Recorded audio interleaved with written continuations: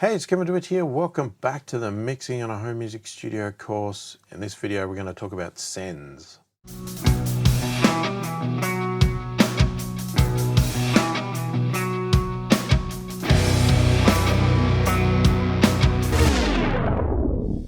So firstly, if you're new to my channel, new to my videos, and you like what you see, click the thumbs up, subscribe to the channel, click the notification bell to be notified of all my future videos. So sends. Alright, so in a previous video we talked about inserts, and this one with sends, generally in your software, if you look at them, they look very similar, right? You're going to have multiple slots that are in a sends section, okay?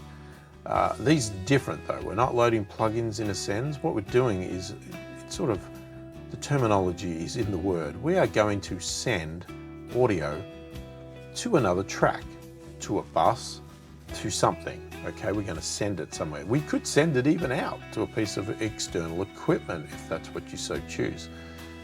We are not stopping the audio going through the track and playing out the main bus or anything like that. So audio will still go through its normal flow. But what we're doing is we're sending a copy or a portion of that out. And when I say a portion, we're sending the entire track out. But we can change the volume of our send to send it a lot quieter.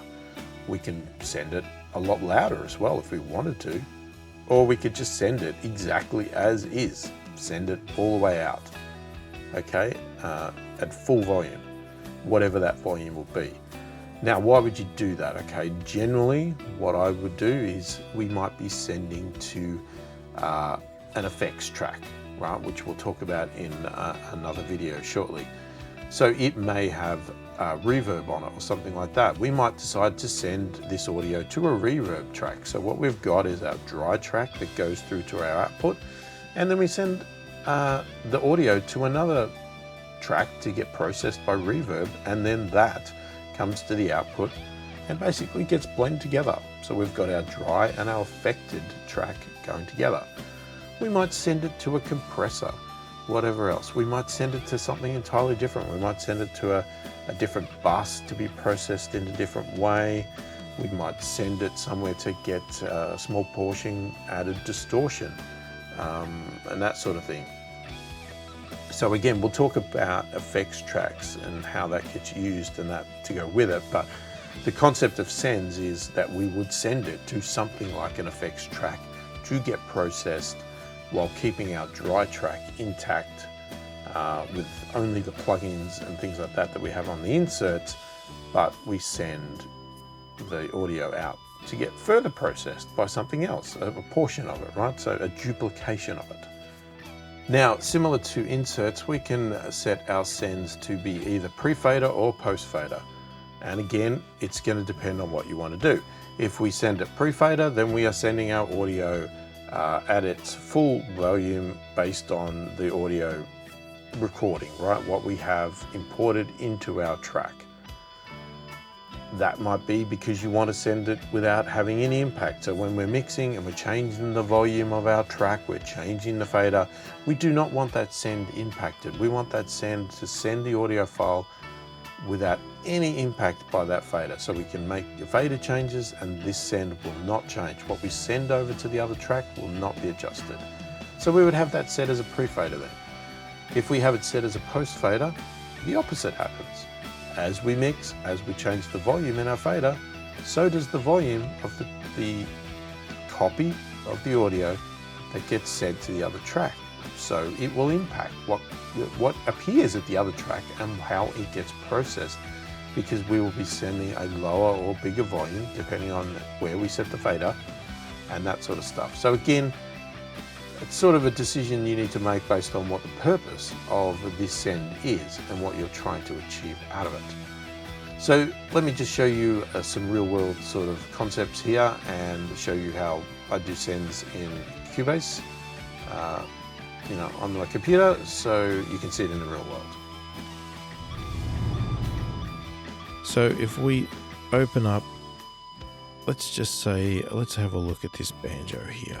So if we solo this banjo, and you'll see here, we have some sends, and that's this section over here.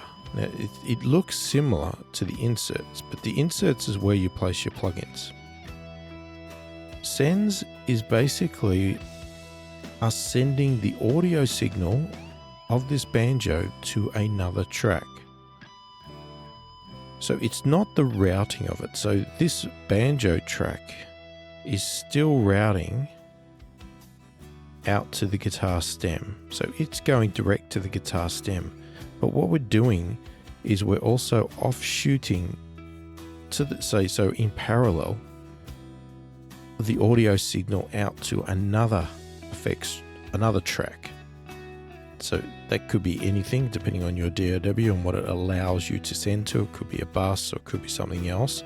It can be some limitations. Sometimes these DAWs restrict what you can send to so that you don't end up getting loops and things like that. So in our case, we're going to send it to one of those effects tracks. Let me open up the mixer so that it's a lot more easier. So I'm going to hide the inserts and I'm just going to show the sends here. So with this banjo track here, in its default state, it would look like this, blank. Okay, so if I turn them all off, and we find a part, it sounds like this. Very clean, very dry. So I've built two effects channels here, a guitar room and a guitar plate. Okay, so one is a room reverb, one is a plate reverb. Now the plate one is the most obvious, so I'm going to turn that on first.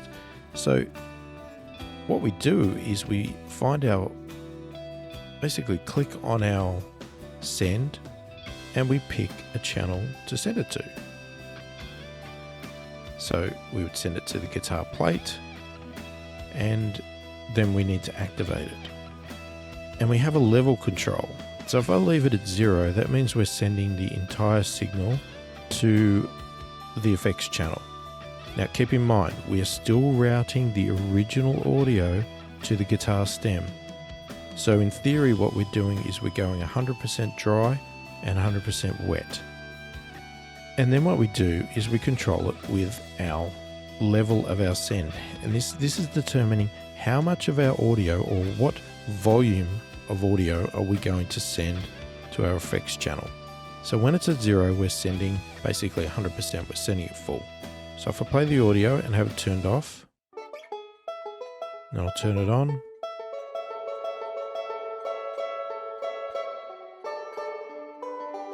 Okay, we've got a lot of reverb there. So now what we would do is we would set this. Now we could go even higher if we wanted to. We can go into positive. But generally what you're going to do is if we wind it down to infinity, then we're basically getting none again.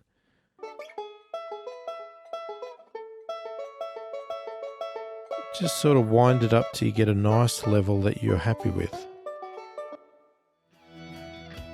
Now we can obviously have quite a few sends here.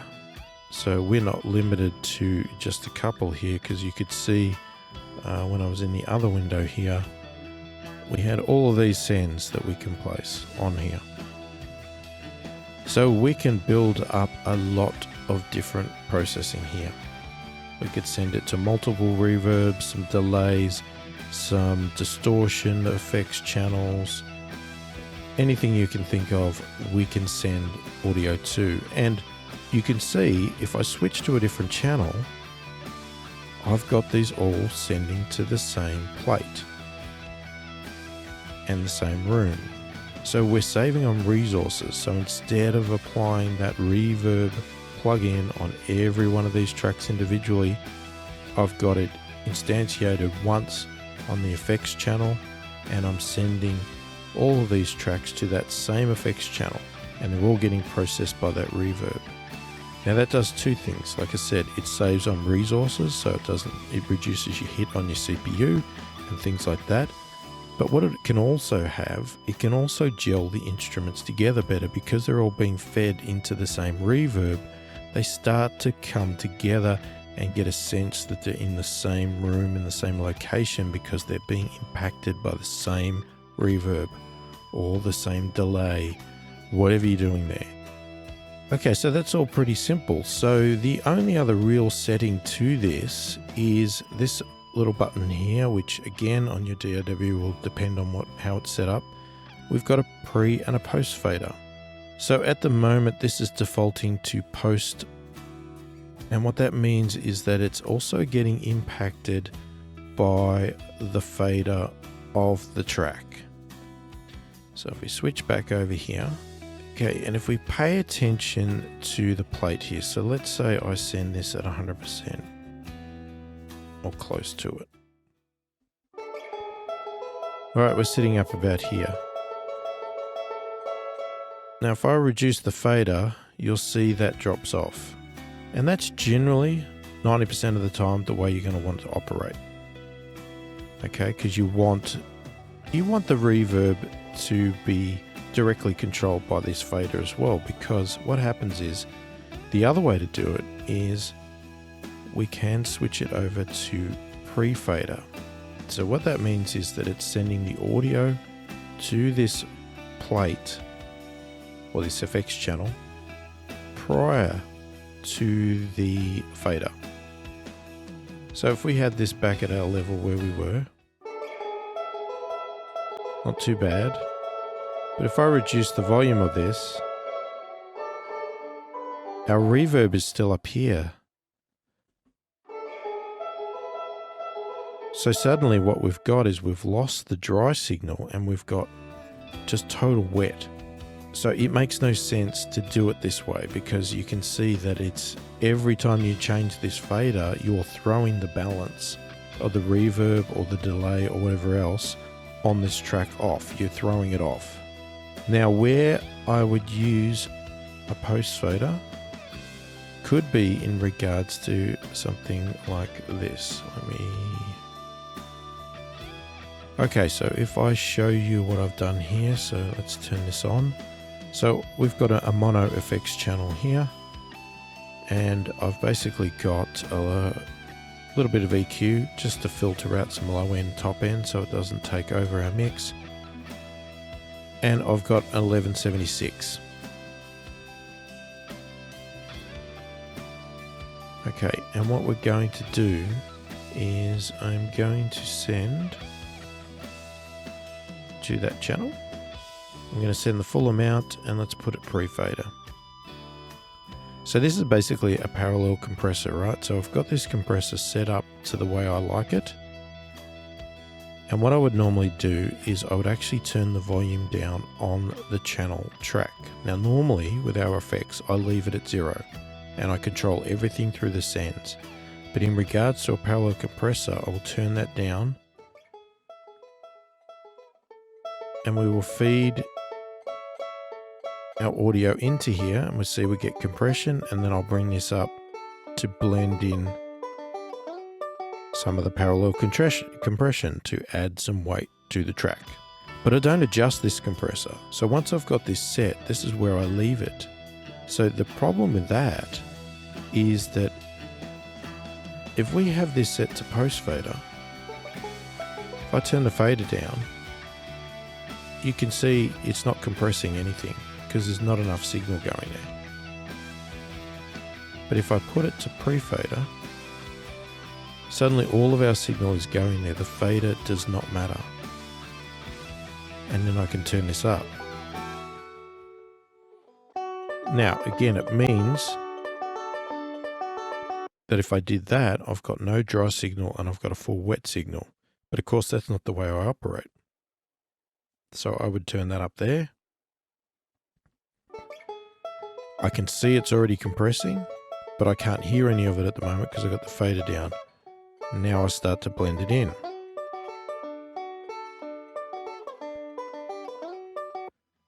So that's one example of why you might set it to a pre-fader. Okay, there's other scenarios that you might do it where you're sending it to something like you're sending a kick to something that you need it to detect the full kick all the time. So you might set it to that so that it's detecting the full kick all the time because it's, let's say it's a trigger or something like that, and you're emulating another kick drum. So you just want it to be able to hear the kick drum all the time, but it actually replaces it. But majority of the time with the other effects, you're going to set it to post fader so that it blends in nicely with this control here. So there you go, that is sends and how I use them in Cubase. Let me know what you think. Do you use sends? Do you know how to use sends, you know? Or do you have any questions about it? Do you not understand something? Was I not clear about anything? Let me know in the comments. I read all the comments and I'll answer as many of the comments as quickly as I can. I want you to get the most out of this course, so you know, I definitely want to help wherever I can. There's going to be times that I don't think of everything and I forget something or something's not explained very clearly. You know, I accept that, and that's why I'm quite happy to provide more information based on your questions and your comments.